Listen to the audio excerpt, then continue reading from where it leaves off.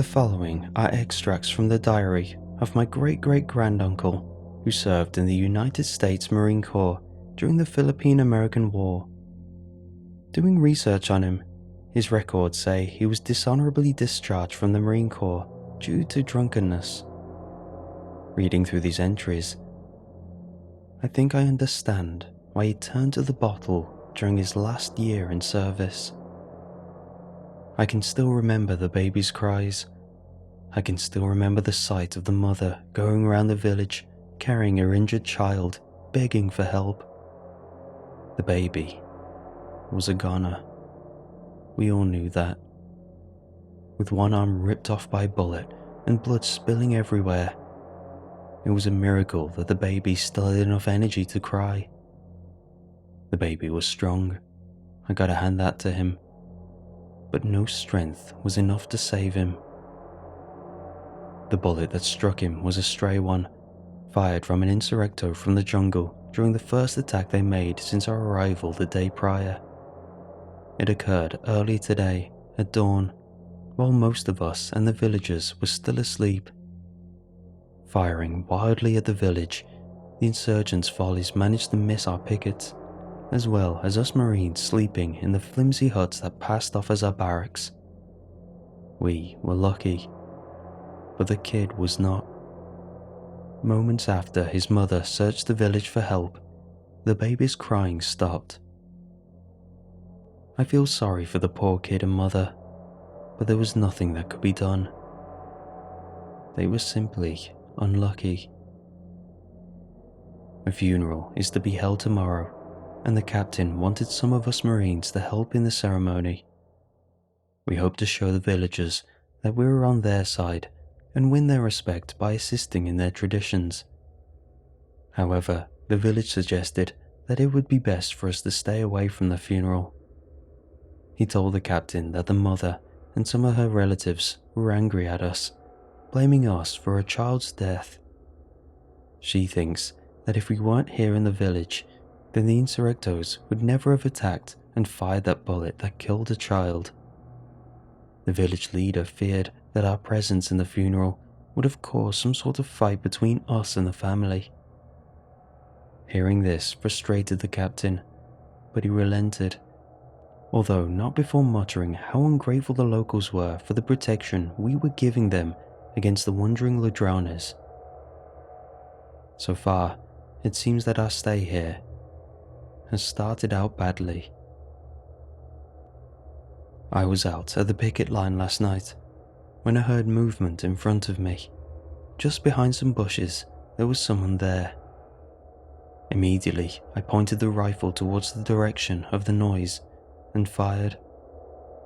No one was supposed to be outside the village at this time, so it meant any native out at that time was most likely an insurrecto. Almost immediately, my shot alerted the other pickets and the Marines back at the village. From behind me, I could hear officers and NCOs waking sleeping Marines and ordering them to their respective outposts. Soon enough, I heard the sergeants calling out to us on the picket line, ordering us to get back and rejoin our respective sections. I wasted no time at running back towards the village to take up my position at my assigned outpost. However, as I made my way back, I noticed a lack of fire coming from the jungle. This quickly told me that no attack was coming. For a moment, I feared I may have caused a false alarm, but I knew what I heard. There had been movement right in front of me. This insistence, however, did little to stop the annoyed remarks from the others, who complained that I woke them up for nothing. We spent the rest of the night restlessly waiting for an attack that never came. Despite the lack of an insurgent attack, I was ultimately proven right that I did indeed hear movement. The first patrol of the day inspected the area I said I fired my shot towards and found that there was a body there. However, I'm not proud that my bullet found its mark, because the one I struck down was a woman. To be specific, it was the woman who lost the baby during the insurgent attack. We were all confused on why she was outside the village that night.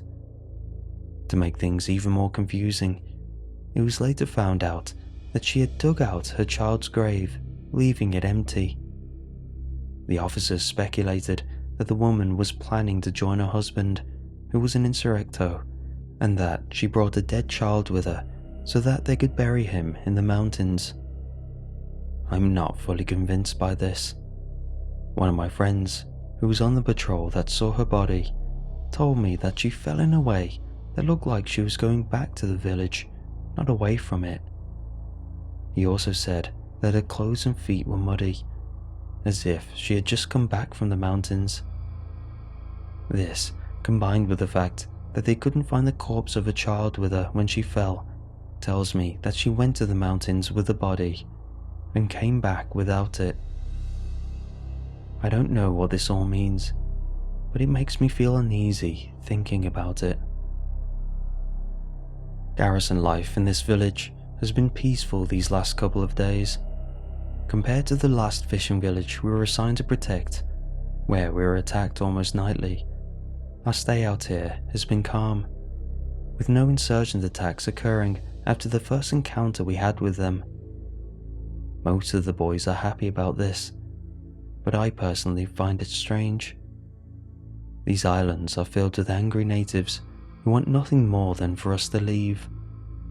So to find a little corner of these islands that just so happens to have passive insurrectos just feels wrong. I'm not the only one to think that this is strange, as the captain has been restless these past couple of days, wondering why the insurrectos have been so quiet. At first he thought that the enemy was taking their time, choosing to observe us from a distance so that they could gather their strength and make a plan before springing their attack.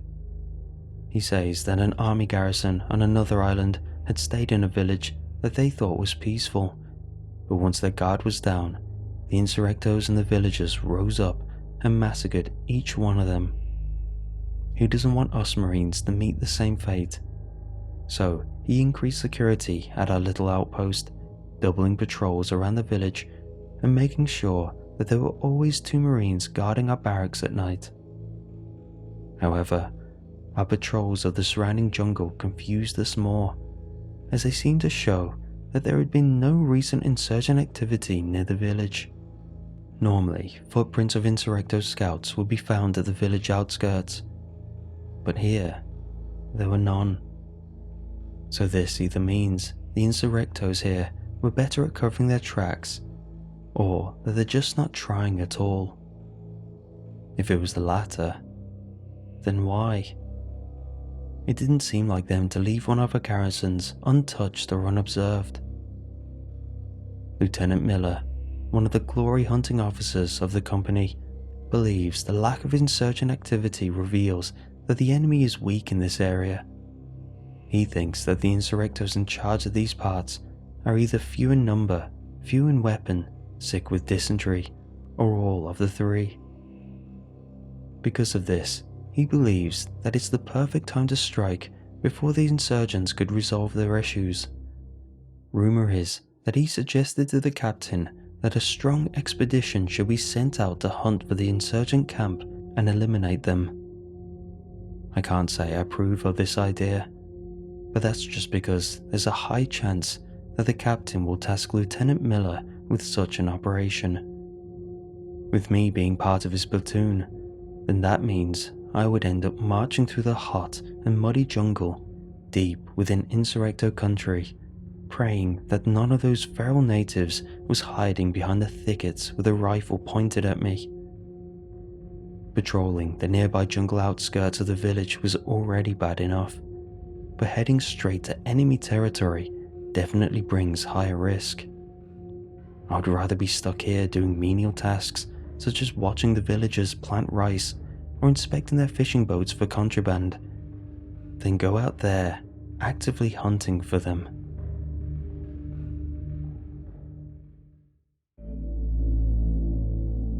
Our platoon started the march early in the day, just before the sun rose, Lieutenant Miller, flanked by our trusted native scout and a local villager we coerced to guide us through the jungle paths, led the way. Who is said to be the brother of one of the insurrectors here, marched in front of the lieutenant to make sure that the enemy would be hesitant at firing a volley at our officer. Our goal was to reach the stream located a few miles away from the village. Our native scout had extracted information from one of the villagers that such a stream existed and may be used by the insurrectos as their water source out there in the jungle. Lieutenant Miller hoped to search the area around the stream and locate the insurgent camp.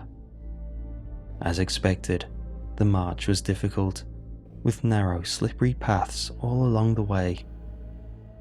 Things only got worse once the sun rose up, as it added uncomfortable heat to our already laborious tasks. A few hours into our march, every single Marine had their uniforms soaking in sweat. The only good thing about the march was that we weren't harassed by the insurrectos.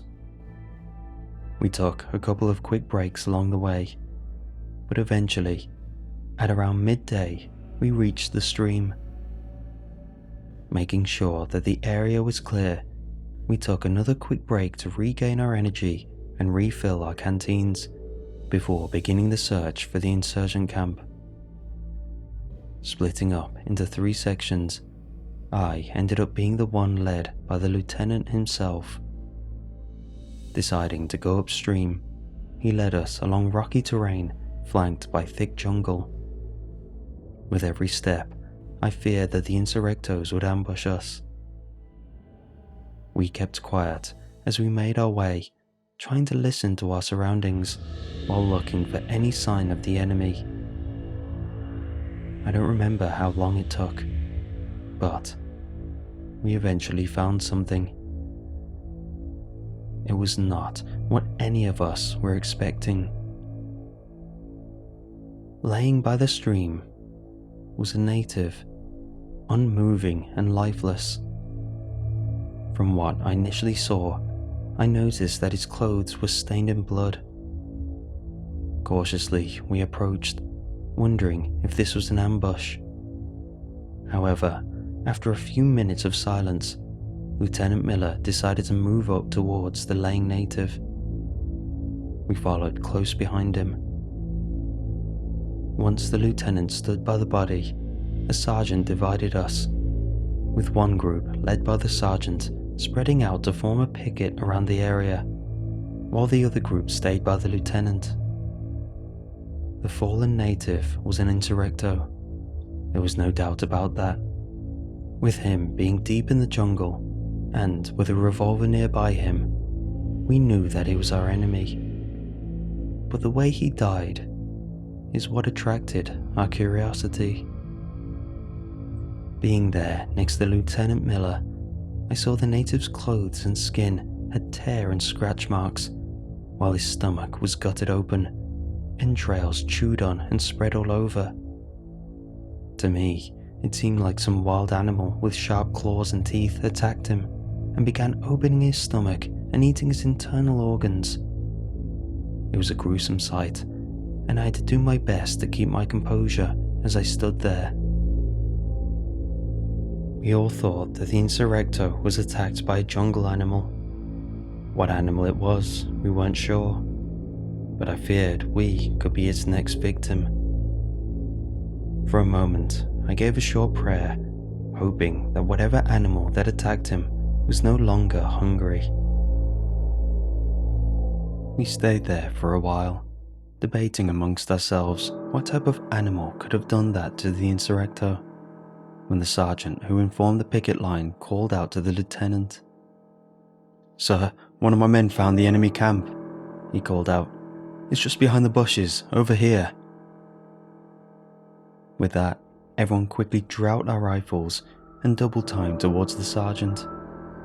Positioning ourselves behind a thick wall of bushes, we peered through the leaves and saw a clearing.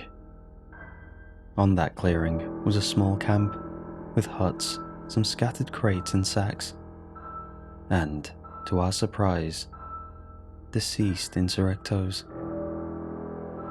Cautiously moving forward and out of the bushes, we entered the enemy camp and searched the place. There was no one there, only us and the dead. Counting the bodies, we saw at least 30, all dead. Inspecting their corpses, we noted that they suffered the same fate as the insurrecto by the stream. Like him, their clothing and skin had tear marks and scratches, while their stomachs ripped open and guts chewed on. This scared us all, and I even saw the normally unfazed Lieutenant Miller give worried glances toward the number of dead and gutted insurrectos on the jungle floor. Nothing there made sense, and we began to question if it was possible for an animal or even a group of animals to do such a thing. Clearly these men were armed, and clearly they had tried fighting off whatever attacked them, as empty cases littered the ground. Yet, despite their efforts, they were still massacred. Not feeling secure with the few men he had there, Lieutenant Miller ordered one Marine to contact the other two sections and have them regroup with us. Meanwhile, the rest of us Marines remained at the camp and took up defensive positions in case a different group of insurrectos came by to retake the camp. As I stood watch at one section of the camp, I could hear Lieutenant Miller and the sergeant talk behind me. "Do you really think animals did this?" the lieutenant asked. "Well, sir, it's the only possible answer," I heard the sergeant respond. "It reminds me of a bear attack back home. Now, I'm not saying it was a bear that did this. Hell, I'm not sure if they have bears here on this godforsaken island, but it's what it reminds me of." Whatever the lieutenant was going to say in response was suddenly drowned out by the chilling cry of a baby. Turning my attention towards the cry, I quickly realized that it was coming from the piece of jungle ahead of me. Acting on instinct, I quickly raised my rifle towards the direction, but withheld my fire. Soon, the lieutenant and sergeant moved closer towards me, until the two were flanking me as they gazed towards the jungle. For a moment, we all remained silent as we listened to the cry of the baby. It sounded nearby, probably only a few yards away. However, due to the thickness of the jungle, it was impossible to see where the source was. Many questions plagued my mind at that moment. Why was there a baby deep within the jungle? Was it alone? Was this a trap being set up by the insurgents? I'm sure the lieutenant was wondering the same thing, as he took his time thinking how he should respond to the situation. I'm not exactly sure what went on inside his head, but him being a glory-seeking character, he probably thought that it would look good for him to investigate the source of the cry and, if the baby was found, save it. The image of us Marines saving a native baby from the clutches of the insurrectos would work well for our relations with the villagers, and the lieutenant probably thought that the captain would praise him for such a success. I believe that was what the lieutenant was thinking when he ordered us to follow him, leaving behind only 3 Marines to remain at the clearing to secure it and await the others. The lieutenant led the way, pushing his way through the jungle. I followed close behind him, with the rest of the boys behind me and the sergeant at the rear of our column. There seemed to be no path towards the source of the crying, so the lieutenant was forced to improvise and cut through the foliage with a native bolo knife he always brought with him. Eventually, the sound of crying grew louder and louder, further encouraging the lieutenant as he worked harder to get through the jungle. Staying close behind him, scanning ahead to make sure that the ground ahead of the lieutenant was safe, I couldn't help but notice something as the crying echoed in my ears. The cry sounded familiar. I know that the cries of babies often sound the same, but this one sounded so familiar. It reminded me of the cry of the baby that was struck by an Insurrecto's bullet, the one who died earlier this week. The thought of that brought a chill through my bones. As the sound of crying drew closer, the lieutenant eventually reached the piece of flat ground. Shoving aside some large leaves, he soon gave out a victorious shout as he pointed ahead of him. Looking past him, I soon saw a baby on the ground, laying on dirt, crying as it lay there. However, as I got a good glimpse of the child, I felt my body stiffen in fear. The baby was missing most of its arm. It looked as if the rest of its arm was torn off or shot off. A mixture of panic and fear filled me during that moment. As ridiculous as it seemed, I thought that it was the baby that had been killed at the village. But it was impossible. The baby was gone. So who was this right in front of us? Who was this baby that looked exactly like it? After scanning the area to make sure it was safe, the lieutenant slowly kneeled and prepared to pick up the baby. Standing just behind him, I clutched my rifle firmly in my hands as I felt a sense of unease. Watching the lieutenant turn towards me, I saw the baby cradled in his hands as he ordered us back to the clearing. However, as he was about to step forward and lead the way once more, the baby began to peel its skin. Right before my eyes, the skin of the baby began to peel off like a snake. Eyes wide in fear, I fixated on it as the skin separated to reveal a second layer underneath, one covered in wrinkles. At that moment, the lieutenant noticed my reaction and looked down at the baby to be surprised at what he saw. In reaction, he nearly dropped it, but the baby moved quickly as its one complete arm suddenly grabbed him by the neck. The grasp must have been strong, because I could hear the lieutenant begin to choke. Losing air, he fell on the ground as he desperately tried to pull the baby off of him. Shaking off my initial shock, I moved toward the lieutenant and, after dropping my rifle, tried to pull on the baby who was grasping tightly on his neck. However, my hands only managed to hold on to its peeling skin.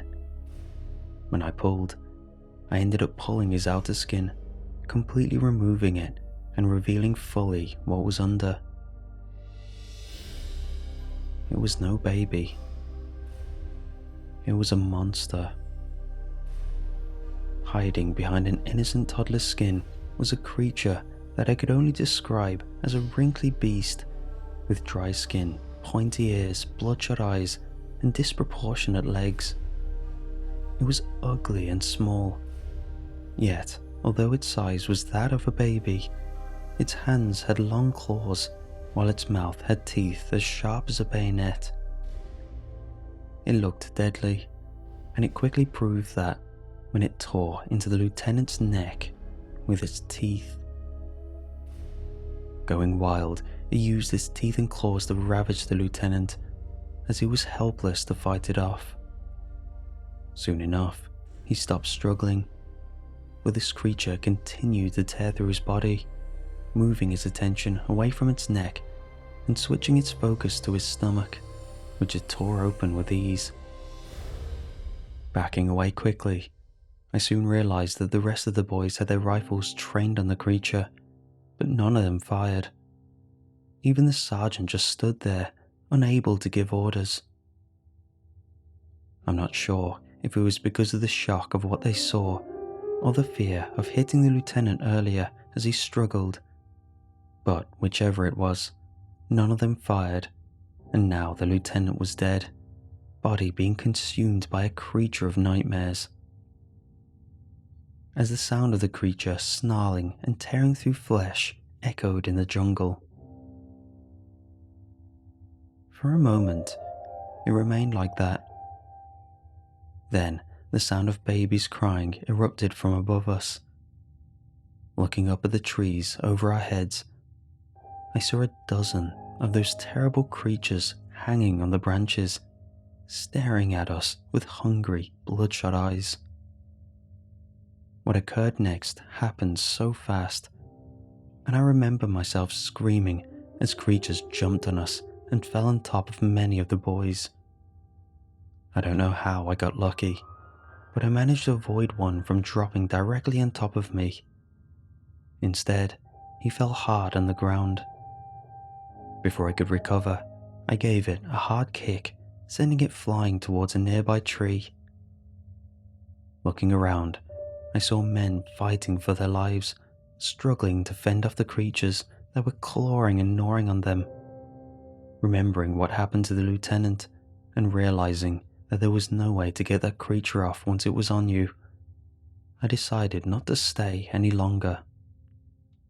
Dashing away, I did my best to follow the path we made, as I moved as fast as I could back towards the clearing. Behind me, I could hear the tortured screams of men, as they mixed with the hellish growls of those demonic creatures. I don't remember how long I ran and tumbled through the jungle, but eventually I reached the clearing. To my relief, the rest of the platoon was now there. Familiar faces greeted me and asked me where the lieutenant and the rest of my section was, but I couldn't reply. Instead, exhaustion overtook me and I collapsed. Next thing I remember, I was back in the village, inside one of the huts we used as a field hospital. I was safe now.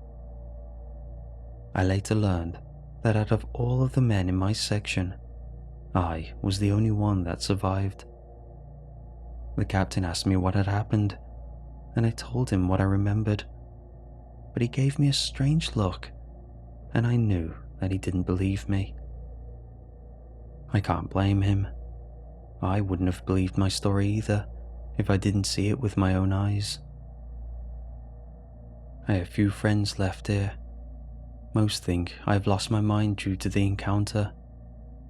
Talk among the company says that many think that the lieutenant and the rest of my section were ambushed by insurrectos and badly butchered by them in an attempt to send us a horrific message. From what I hear, they'll soon be shipping me out of here. Johnny, one of my few friends I have left in the company, says the captain has written me off as unfit for combat. They'll probably end up sending me to the garrison at Cavite, where it's much quieter. As much as I hate leaving my unit behind, I'm happy to get away from this place and the horrors contained within its jungles.